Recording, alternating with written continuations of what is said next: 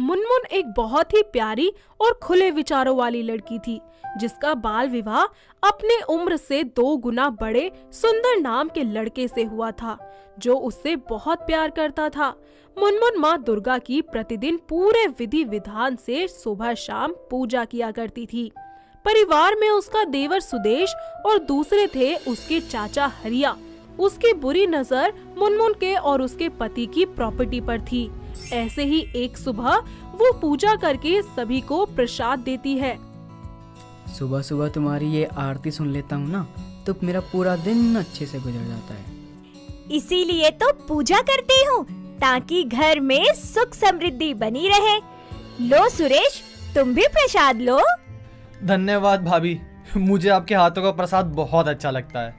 अच्छा जी, तो और ले लो ना। अरे बस भाभी, ठीक है, अभी मैं निकलता हूँ, मेरा गांव में क्रिकेट मैच है एक। All the best Sudesh. बहू, तुम सुदेश को नाम से क्यों बुलाती हो? क्योंकि चाचा जी वो मेरी ही उम्र का तो है और इनको भी कोई दिक्कत नहीं है अगर मैं सुरेश को उसका नाम लेकर बुलाती हूँ। ऐसे ही कुछ दिन बीत जाते हैं और हरिया रोजाना अपनी बहू के कमरे में ताक झांक करता था। वो कभी उसे साड़ी पहनते देखता तो कभी उसे गलत तरीके से छूने की कोशिश करता था।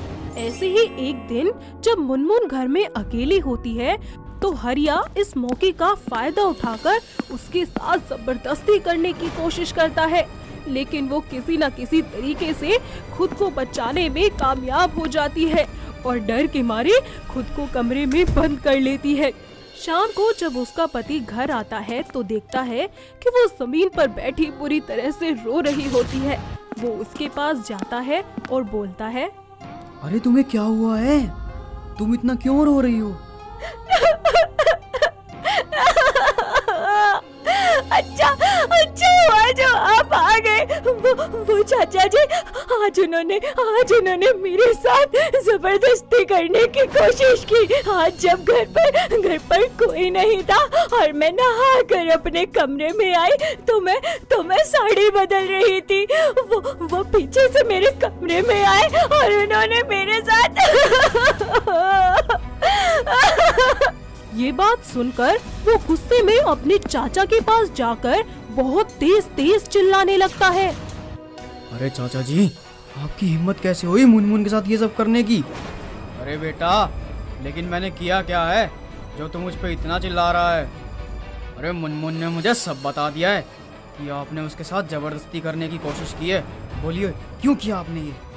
अरे तू अपनी बीवी की बातों में आ गया, तुझे पता भी है वो कैसी है। अरे उसकी छोड़ो, आप ये बताओ कि आप कैसे हो? शर्म नहीं आई आपको ये सब करते हुए? अरे तेरी बीवी मुझ पर झूठा इल्जाम लगा रही है बेटा, क्योंकि मैंने मुनमुन को तेरे भाई के साथ एक कमरे में देख लिया था, वो भी एक दूसरे की बाहों में।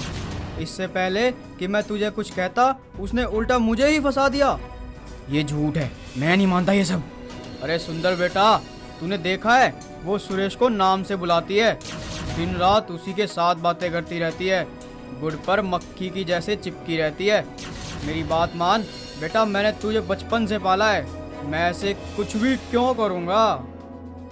सुंदर अपने चाचा की बातों में आकर अपनी पत्नी को ही कसूरवार मान लेता है और गुस्से में उसे बड़ी ही बेरहमी से मारने लगता है, जिसकी वजह से उसके दोनों पैरों की हड्डियां टूट जाती है और वो पैर टेढ़े हो जाते हैं। तभी वहाँ उसका देवर उसे बचाने आ जाता है और डॉक्टर को फोन करता है। कुछ देर बाद डॉक्टर वहाँ आते हैं। अरे इनके साथ ये किसने किया? ये तो अपराध है। डॉक्टर आप प्लीज भाभी जी का पहले इलाज कर दीजिए, मैं उसके बाद आपको सब बताता हूँ क्या हुआ है। डॉक्टर उसका इलाज करते हैं और उसे बिस्तर पर लिटाकर दोनों पैरों को लकड़ी की डंडियों से सीधा करके बांध देते हैं और बाहर आकर कहते हैं, देखिए इनकी हालत बहुत खराब है, इनके पैरों को बिल्कुल भी तकलीफ नहीं देनी है, साथ ही कंप्लीट बेड रेस्ट भी देना है। कुछ ही देर बाद डॉक्टर भी वहाँ से चले जाते हैं। हट, ये मेरी बीवी है, मैं देख लूंगा इसे। चाचा जी, इन्हें हुआ क्या है? भाई मुझसे इस तरीके से बात क्यों कर रहे हैं? वक्त बीतता जाता है। क्योंकि अब मुनमुन बिल्कुल भी हिल नहीं सकती थी, तो इस सब का फायदा सुंदर का चाचा हरिया उठाता है। और ऐसे ही एक दिन जब घर पर कोई नहीं होता, तो वो बेचारी लाचार मुनमुन का बलात्कार कर देता है। वो बेचारी किसी को कुछ नहीं बता पाती। कुछ दिन ऐसे ही बीत जाते हैं, उसके पैर ठीक हो जाते हैं और वो चलने फिरने लगती है। पर अपने साथ इतना कुछ होने के बाद उसका व्यवहार घर के सभी लोगों के लिए बिल्कुल बदल जाता है। ऐसे ही एक दिन भाभी, आपने सुना है गांव वाले कह रहे हैं गांव में एक चुड़ैल आई है जो लोगों को जंगल में ले जाके मार रही है। अच्छा, सच में? हाँ भाभी, कैसे गवार लोग हैं, पता नहीं कैसी कैसी बातों पे विश्वास कर रही हैं ये। सुदेश, अगर तुम भगवान को मान सकते हो तो शैतान को क्यों नहीं? हो सकता है कोई सच में चुड़ैल हो, या फिर कोई चुड़ैल बनकर बुराई का खात्मा कर रही हो। क्या भाभी आप भी, आप टेंशन ना लो, मैं उसे पकड़ के ना आपके कदमों में लाके रख दूंगा। सुदेश उस चुड़ैल को रंगे हाथों पकड़ने के लिए उसकी तलाश करने लग जाता है। ऐसे ही एक दिन सबको खबर मिलती है कि उस चुड़ैल ने हरिया चाचा को मार डाला है।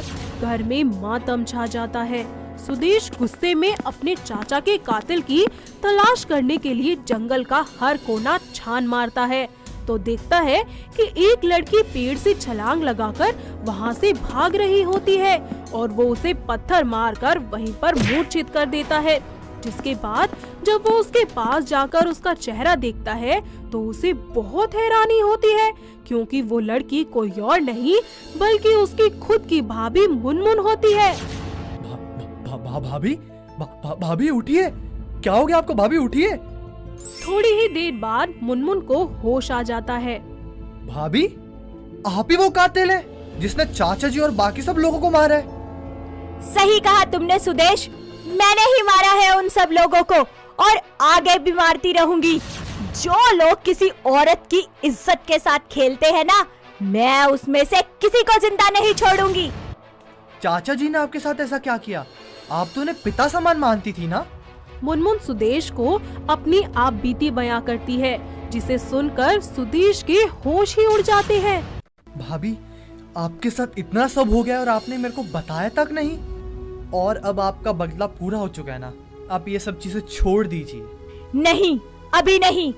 अभी तुम्हारे भाई सुंदर यानी कि मेरे पति, उनसे बदला लेना बाकी है, जिन्होंने अपनी पत्नी पर यकीन नहीं किया, पूरे समाज के सामने मुझे धिक्कार दिया और अपने उस ढोंगी चाचा पर यकीन कर लिया। मेरी हालत इतनी लाचार और बेबस बना दी। जब तक मैं उससे अपना बदला न ले लूं, मुझे शांति नहीं मिलेगी। ठीक है भाभी, आपके बदले में मैं आपका साथ दूंगा। इस तरह सुदेश और मुनमुन मिलकर सुंदर को मौत के घाट उतार देते हैं और साथ ही गांव वालों को भी इस बात का कभी पता नहीं चल पाता कि जिसे वो आज तक चुड़ैल समझ रहे थे वो कोई और नहीं बल्कि मुनमुन ही थी। वो दोनों मिलकर अपना बदला पूरा करते हैं और गांव छोड़कर हमेशा के लिए चले जाते हैं। साथ ही नई जगह जाकर अपनी नई जिंदगी की शुरुआत करते हैं। दोनों एक दूसरे से शादी कर लेते हैं और एक साथ खुशी खुशी रहने लगते हैं।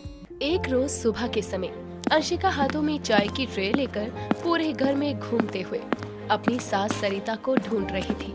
तभी अचानक से उसका पति सूरज वहां आ जाता है और गलती से उससे टकरा जाता है और ट्रे की सारी चाय उसकी शर्ट पर गिर जाती है। तो वो गुस्से में कहता है, अंशिका, हद है यार, तुम्हारा ध्यान कहाँ रहता है? पूरी की पूरी शर्ट खराब कर दी अपनी चाय से। एक तो मैं वैसे ही लेट हो गया हूँ, बचा कुचा समय तुमने खराब कर दिया। सूरज जी, मैंने क्या किया है? आप बिना देखे ही तूफान मेल की तरह चलते आ रहे थे, जैसे ये घर नहीं कोई जॉगिंग ग्राउंड हो जहाँ आप भागते हुए चले आ रहे हैं। हटिए आगे से, पूरा फर्श खराब कर दिया। ओ हेलो मैडम, ये भी घर है, कोई होटल नहीं जो चाय की ट्रे हाथ में लिए पूरे घर में घूम रही हो। हे भगवान, मेरी वाइफ को थोड़ी अकल दो ताकि इसे सही गलत का फर्क समझ में आए। आप कहना क्या चाहते हैं? मैं पागल हूँ? मेरे अंदर दिमाग नहीं है? कहने की जरूरत नहीं है, तुम सच में पागल हो। यहाँ अपनी चाय से मेरी ऑफिस की शर्ट खराब कर दी, वो नहीं दिखाई दे रहा, फर्श खराब हो गई वो दिखाई दे रहा है। वाह, क्या बात है, ऐसी ही वाइफ मिलनी चाहिए सभी को। वैसे तुम ये वेटर की तरह घर को होटल बनाकर चाय की ट्रे हाथों में लिए पूरे घर में क्यों घूम रही थी? वो मैं माँ जी को ढूंढ रही थी चाय देने के लिए, लेकिन वो मुझे कहीं दिख ही नहीं रही है। पता नहीं कहाँ गायब हो गई है। पूरे घर में देख लिया। वो तुम्हें अभी दिखाई भी नहीं देंगी, क्योंकि वो भी घर में नहीं होंगी। अपनी सोसाइटी की औरतों के साथ सोसाइटी के पार्क में बैडमिंटन खेल रही होंगी। बैडमिंटन, वो भी इस उम्र में? माँ जी, आपको अपनी हड्डियों से प्यार नहीं है क्या, जो भजन करने की उम्र में जवान लड़कियों की तरह बैडमिंटन खेल रही हैं? देखना, ये बात कहीं माँ के सामने मत बोल देना, वरना माँ तुम्हें सीधा घर के बाहर का रास्ता दिखा देंगी। और तुम्हें पता नहीं है, लेकिन माँ को बहुत अच्छा बैडमिंटन खेलना आता है। वो हमें भी हरा देती हैं। और अब अगर तुम्हारे सवाल पूरे हो गए हों तो मैं जाऊँ? अब ऑलरेडी मैं लेट हो चुका हूँ ऑफिस के लिए और नहीं होना चाहता। सूरज इतना कहकर वहाँ से चला जाता है और अंशिका भी अपने घर के कामों में लग जाती है। थोड़ी देर बाद उसकी सास हाथों में बैडमिंटन लिए पसीने से भीगी हुई घर आती है और सोफे पर अपना पैर पकड़कर बैठ जाती है। तभी अंशिका वहाँ आती है और अपनी सास को पैर पकड़े बैठे हुए देखकर कहती है, क्या हुआ माँ जी, आप पैर पकड़कर क्यों बैठी हुई हैं? बिना बताए आप चली गई थी और अब इतनी देर से वापस आई हैं। बहू, मैं तेरी सास हूँ या तू मेरी सास है, जो मैं कहीं भी जाने से पहले तुझे बताऊं कि मैं कहाँ जा रही हूँ? और रही बात पैर पकड़ने की, तो मेरे घुटनों में बहुत दर्द हो रहा है, पैर नहीं उठ रहे मेरे। माँ जी, जब आप बुढ़ापे में जवानों वाले काम करेंगी तो पैरों में तो दर्द होगा ही ना। अब आपको इस उम्र में बैडमिंटन खेलने की क्या जरूरत है? बल्कि आपको तो पता है ना कि आपको सांस लेने की प्रॉब्लम है, फिर भी आप बैडमिंटन खेल रही हैं। बस कर बहू, बहुत जुबान चल रही है तेरी। ये मत भूल कि मैं तेरी सास हूँ, तो मेरे आगे मुंह खोलने से पहले याद रखना कि इस घर में अभी भी मेरा ही राज चलता है। माँ जी, आप तो मेरे कहने का गलत मतलब निकाल रही हैं। मेरे कहने का वो मतलब नहीं था। मैं तो बस ये कह रही थी कि आपको वो काम नहीं करना चाहिए जिससे आपको परेशानी हो। बैडमिंटन खेलने से आपको सांस लेने में और भी प्रॉब्लम हो सकती है। मुझे क्या करना है क्या नहीं, ये मुझे तुमसे जानने की जरूरत नहीं है। तुम जाकर अपना काम करो और आगे से मेरे मामले में पड़ने की कोई जरूरत नहीं है। सरिता इतना कहकर अपने कमरे में चली जाती है। ऐसे ही समय बीतता है और समय के साथ सरिता का बैडमिंटन खेलना कम होने की जगह बढ़ जाता है, जिसे देखकर अंशिका बड़ी परेशान थी। उसके लाख मना करने के बाद भी सरिता उसकी एक बात नहीं सुनती थी। ऐसे ही थोड़ा समय और बीतता है। तभी एक रोज सरिता अपनी सोसाइटी की औरतों के साथ पार्क में बैडमिंटन खेल रही थी। तभी अंशिका वहां आती है और अपनी सास को रोकते हुए कहती है, माँ जी बस करिए, कितना बैडमिंटन खेलेंगी, आप परेशान हो जाएंगी। अभी कुछ ही दिन पहले आपके घुटनों में दर्द हो रहा था ना, और आपकी सांस भी बढ़ गई थी, इसलिए मैं मना कर रही हूँ, मत खेलिए। भगवान जी, ये बैडमिंटन खेलने वाली सांस मेरी ही किस्मत में लिखना जरूरी था क्या? बहू, तू जाकर वहाँ बेंच पर बैठ जा। बस मेरा बैडमिंटन का गेम अभी खत्म ही होने वाला है, उसके बाद चलते हैं। अभी मुझे डिस्टर्ब मत करियो। माँ जी बस करिए, हमने सुबह से कुछ खाया भी नहीं है, चलकर कुछ खा लीजिए, उसके बाद अपना बैडमिंटन खेलने का शौक पूरा कर लेना। बोला ना बहू, जाकर बेंच पर बैठ, अभी कुछ नहीं। और तुझे ज्यादा भूख लगी है तो तू घर चली जा, मैं बाद में आकर खा लूंगी। अपनी सास की बात सुनकर अंशिका गुस्से में जाकर पार्क में बड़े बेंच पर बैठ जाती है और अपनी सास का बैडमिंटन मैच देखने लगती है। तभी अचानक भागते हुए सरिता का पैर फिसल जाता है और वो चिल्लाते हुए जमीन पर गिर जाती है, जिसे देखकर वहाँ खड़ी और औरतें उस पर जोर जोर से हंसने लगती है।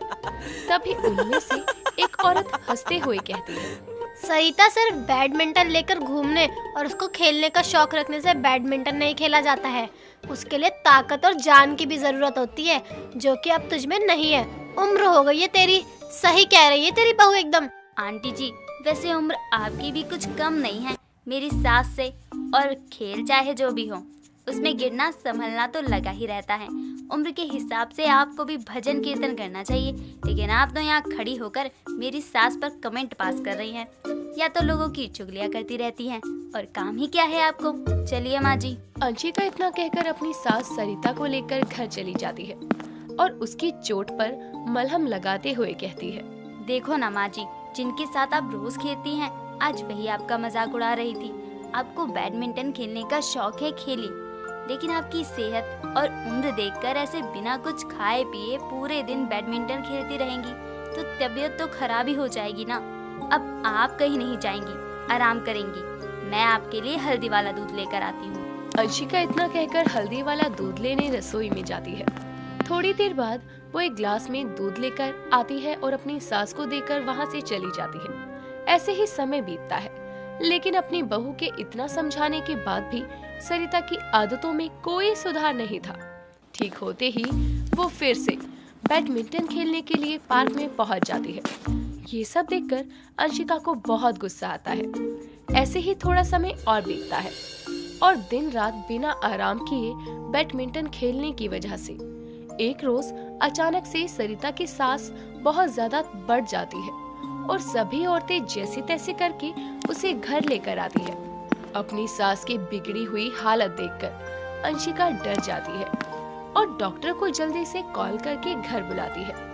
थोड़ी देर बाद डॉक्टर घर आता है और सरिता का चेकअप करने के बाद कहता है, देखिए घबराने वाली कोई बात नहीं है, ये ठीक है। बस ज्यादा मेहनत करने की वजह से इनकी सांस की प्रॉब्लम बढ़ गई थी। लगता है ये दवा भी नहीं ले रही थी, इस वजह से इनको प्रॉपर रेस्ट की जरूरत है।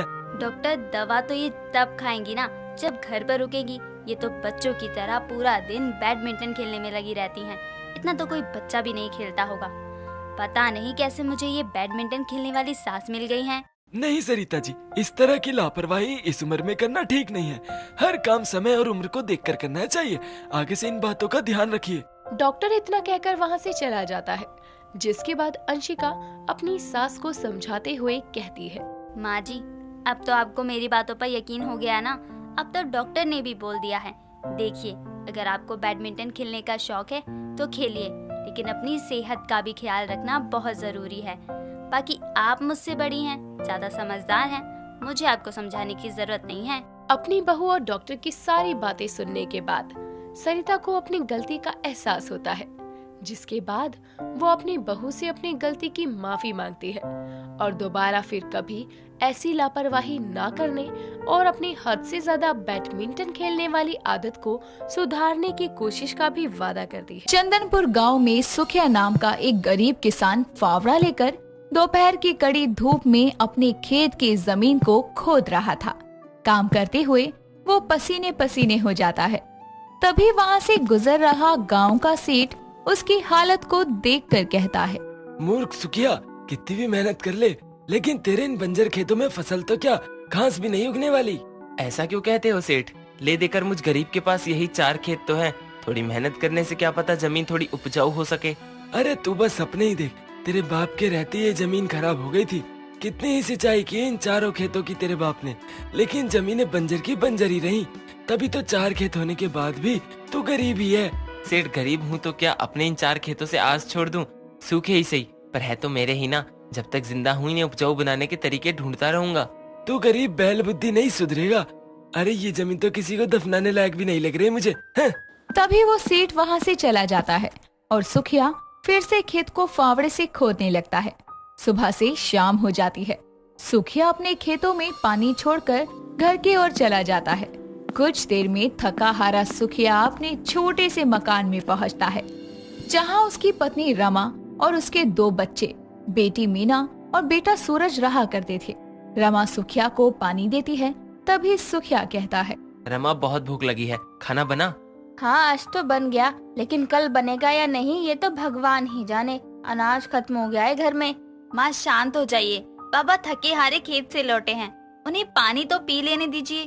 अरे तो कौन सा खेत में फसल बोकर आ रहे हैं? कहने के लिए 4 खेत हैं, लेकिन काम एक में भी नहीं। देखिए, उन बेकार के खेतों में फालतू की मेहनत करने से अच्छा है किसी बड़े आदमी के खेत में मजदूरी कर लीजिए। कम से कम 4 पैसे तो घर में आएंगे ना। अपने खेत होते हुए मैं क्यों किसी के खेत में काम करूँ रमा?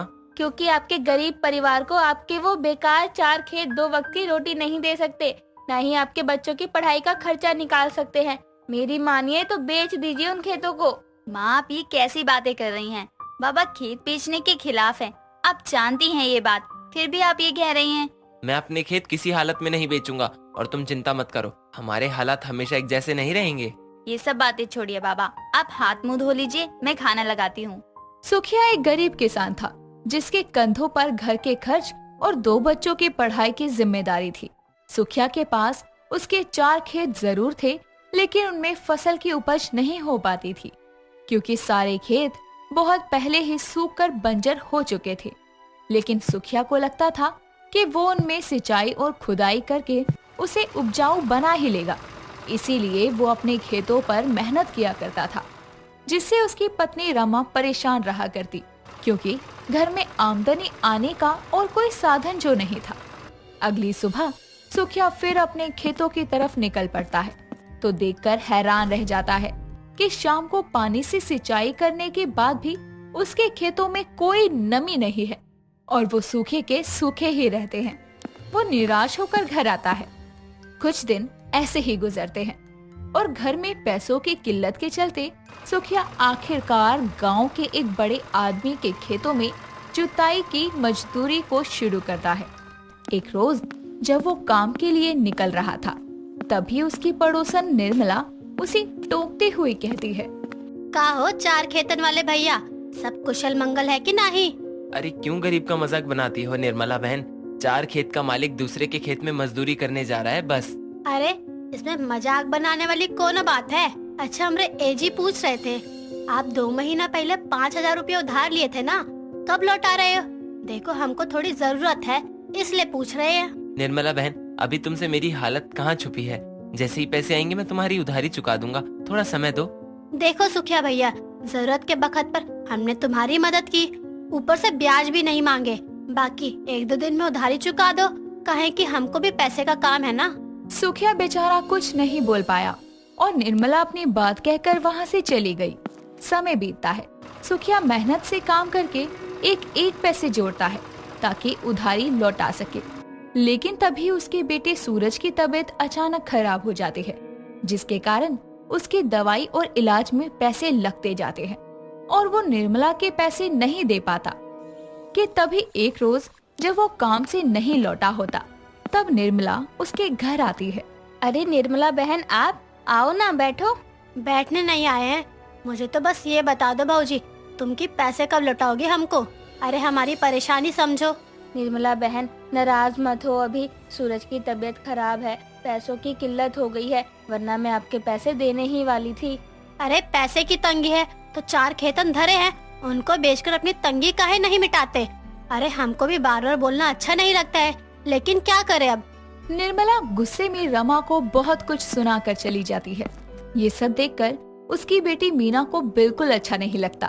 अपने बाबा के लौटने पर वो सारी बात उसको बताती है।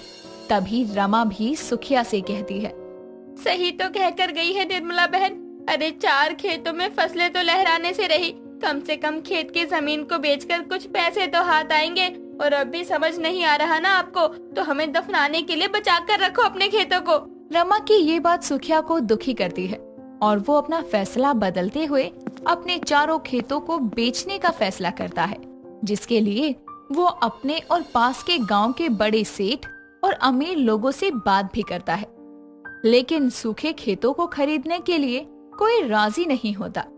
एक रोज सेठ अपने घर में बैठकर अखबार पढ़ रहा था, जिसमें चौंकते हुए वो एक खबर पढ़ता है।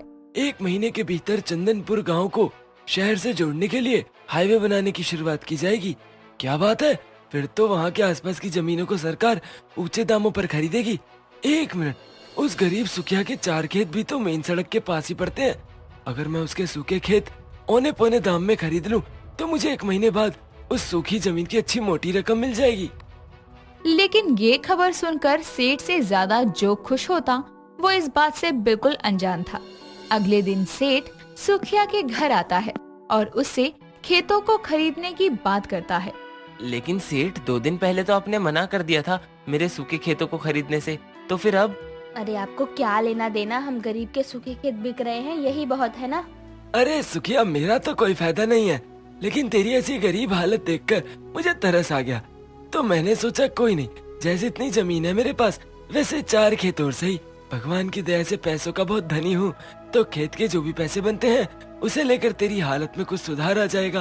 अपने 4 सूखे खेत बेचकर कुछ पैसे आने के चलते सुखिया सेठ को अपने खेत की जमीन देने के लिए राजी था। साथ ही सेठ से दाम का हिसाब किताब भी कर लेता है। अगले दिन सुखिया अपने खेतों की जमीन के कागजात लेकर खेत पहुंचता है, जहां सेठ पहले से ही अपने नौकर के साथ आया था। सुखिया आखिरी बार अपने चारों खेतों को नजरें उठाकर देखता है और खेत सेठ को बेचने के लिए कागजात पर अंगूठा लगाने को होता ही है कि तभी उसकी बेटी दूर से ही उसे आवाज लगाकर कहती है, बाबा रुकिए। उसके हाथ में वही अखबार होता है और वो दौड़ते हुए वहाँ आती है और सुखिया को हाईवे वाली खबर सुनाते हुए कहती है, बाबा ये खबर कल ही छपी है और ये कोई झूठी खबर नहीं है। काका की चाय की दुकान पर टीवी पर भी मैंने ये खबर देखी थी और सुरेश भैया के फोन में भी इसके बारे में पूरी जानकारी निकाली। बाबा क्योंकि हमारे चारों खेत इस मेन सड़क से लगते हैं और यही हाईवे बनेगा, इसलिए हमारी जमीन के लिए सरकार हमें अच्छी खासी रकम देगी। तो अब समझा मैं कि क्यों सेठ आप अचानक से खेत खरीदने को राजी हो गए। सेठ की बोलती बंद हो जाती है और सुखिया अपना फैसला बदलकर सेठ को खेत नहीं बेचता और ठीक 2 हफ्ते बाद सरकारी कर्मचारी उसके घर खेतों की जमीन को लेकर पूछताछ के लिए आते हैं और सारी कागजी काम होने के 1 महीने बाद सुखिया को उसके चारों खेतों के बदले एक अच्छी खासी रकम मिलती है और आखिर में उस गरीब के 4 खेत ही उसकी गरीबी को दूर करते हैं।